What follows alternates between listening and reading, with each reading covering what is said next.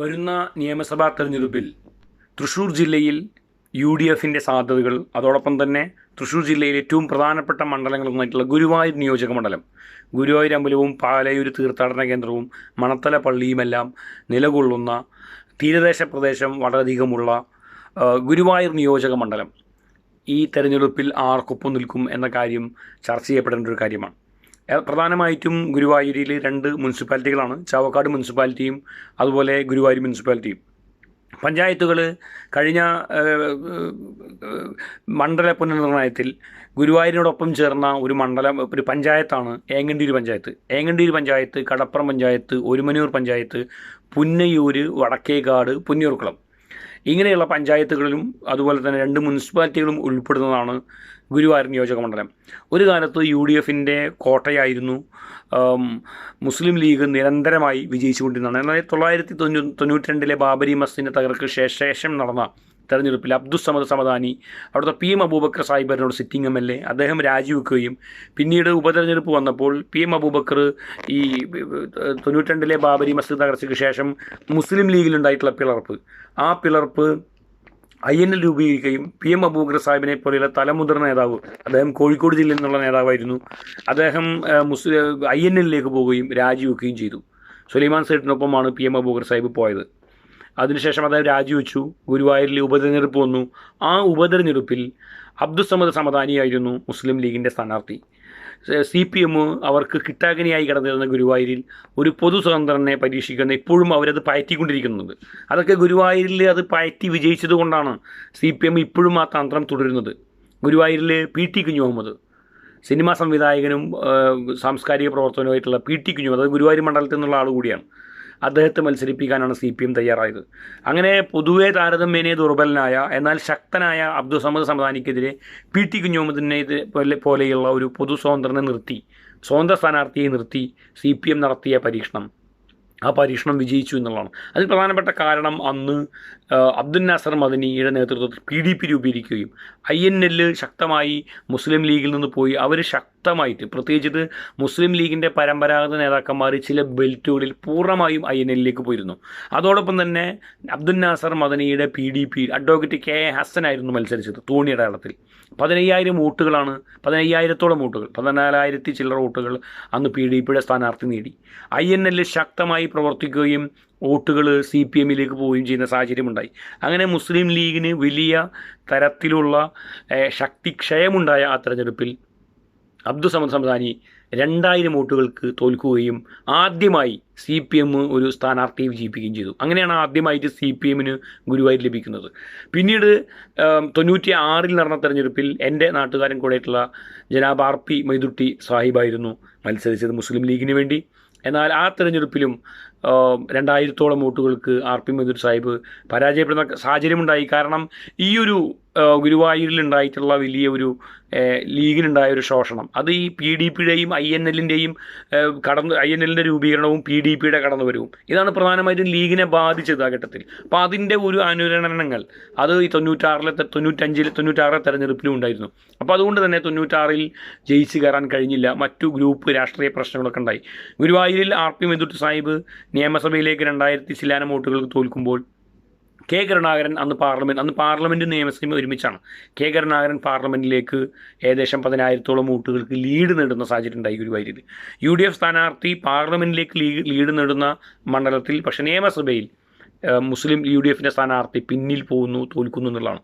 അതിനുശേഷം പിന്നീട് 2001 PKK ബാവ, അദ്ദേഹം 87-ലും അതുപോലെ തന്നെ 82-ലും ഗുരുവായൂരിൽ നിന്ന് മത്സരിച്ച് MLA ആയിട്ടുണ്ട്. കോഴിക്കോട്ടുകാരനായിട്ട് PKK ബാവയെ വീണ്ടും കൊണ്ടുവരുന്നു, ഗുരുവായൂരിൽ മത്സരിപ്പിക്കുന്നു. അദ്ദേഹം UDF അനുകൂല തരംഗം അവസാനമായി കേരളത്തിൽ അഞ്ഞടിച്ചത് 2001-ലാണ്. ആ 2001 തെരഞ്ഞെടുപ്പിൽ ശ്രീ PKK ബാവ 9,000-ഓളം വോട്ടുകൾക്ക് വിജയിക്കുകയും UDF വീണ്ടും അത് തിരിച്ചു പിടിക്കുകയും ചെയ്യുന്നു. എന്നാൽ 2006 തെരഞ്ഞെടുപ്പ് ആകുമ്പോഴേക്കും മുസ്ലിം ലീഗിൻ്റെ ജില്ലാ ജനറൽ സെക്രട്ടറി ആയിരുന്നുള്ള മുൻ സ്ഥാനാർത്ഥി കൂടായിട്ടുള്ള RP മൈദുട്ടി സാഹിബിനെ PKK ബാവ സാഹിബിൻ്റെ തെരഞ്ഞെടുപ്പുമായി ബന്ധപ്പെട്ട ചില വിഷയങ്ങളുടെ പേരിൽ സസ്പെൻഡ് ചെയ്യുകയും അദ്ദേഹം വേറെ പാർട്ടി ഉണ്ടാക്കി ഓർമ്മ രൂപീകരിച്ച് ഇടതുപക്ഷത്തോടൊപ്പം സഹകരിക്കുകയും ചെയ്യുന്നു. അത് വീണ്ടും നേരത്തെ ഞാൻ സൂചിപ്പിച്ചതുപോലെ PDPയും INLും ഉണ്ടാക്കിയ ഒരു പ്രശ്നമുണ്ട്.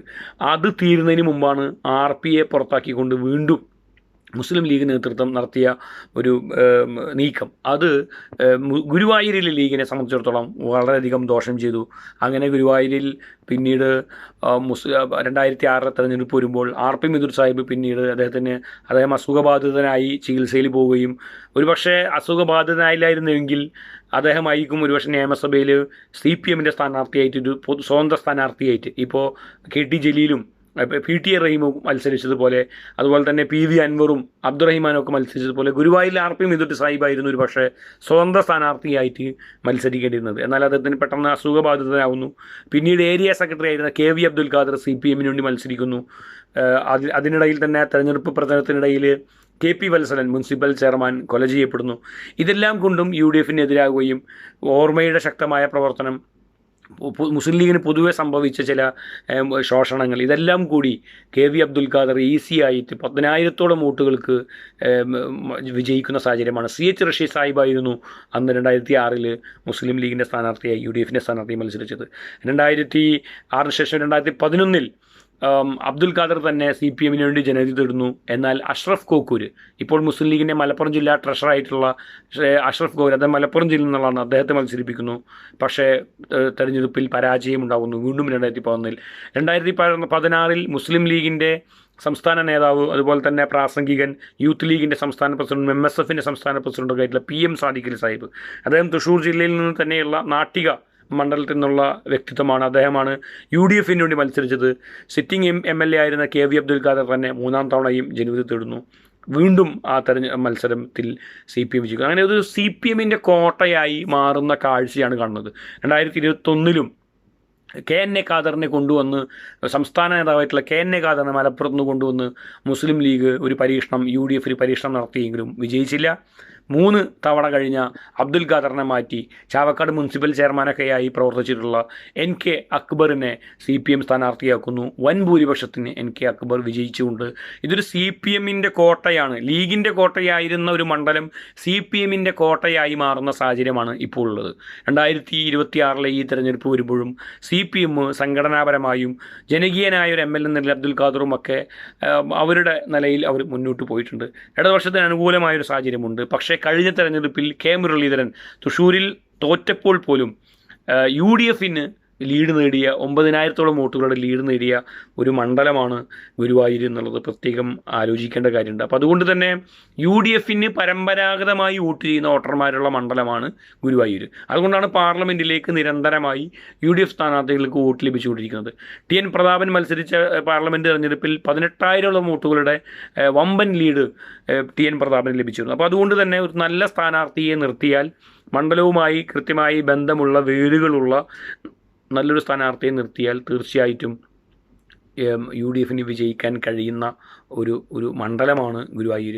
CH റഷീദ് സാഹിബായിരിക്കും ഇത്തവണ UDF-ന് വേണ്ടി മുസ്ലിം ലീഗിൻ്റെ സംസ്ഥാന വൈസ് പ്രസിഡന്റ് കൂടിയായിട്ടുള്ള അദ്ദേഹം കടപ്പുറം ഡിവിഷനിൽ നിന്നും ജില്ലാ പഞ്ചായത്തിലേക്കും മത്സരിച്ച് വിജയിച്ചിട്ടുള്ള ജില്ലാ പഞ്ചായത്ത് മെമ്പർ കൂടിയാണ്. അദ്ദേഹമായിരിക്കും UDF-ന് വേണ്ടി മത്സരിക്കാൻ സാധ്യതയുള്ള ഏറ്റവും പ്രധാനപ്പെട്ട സ്ഥാനാർത്ഥി. CPM-ന് വേണ്ടി സ്വാഭാവികമായും അവരുടെ സിറ്റിംഗ് MLA NK അക്ബർ തന്നെ, അദ്ദേഹം ഒരു തവണ മാത്രമാണ് MLA ആയിട്ടുള്ളത്, അദ്ദേഹമാണ് മത്സരിക്കാൻ സാധ്യതയുള്ളത്. UDF അനുകൂല തരംഗം കേരളത്തിൽ ആഞ്ഞടിച്ചാൽ ഒരുപക്ഷെ UDF-ന് വിജയിച്ച് കയറാൻ സാധ്യതയുള്ള മണ്ഡലങ്ങളിൽ ഒന്നാണ് ഗുരുവായൂർ.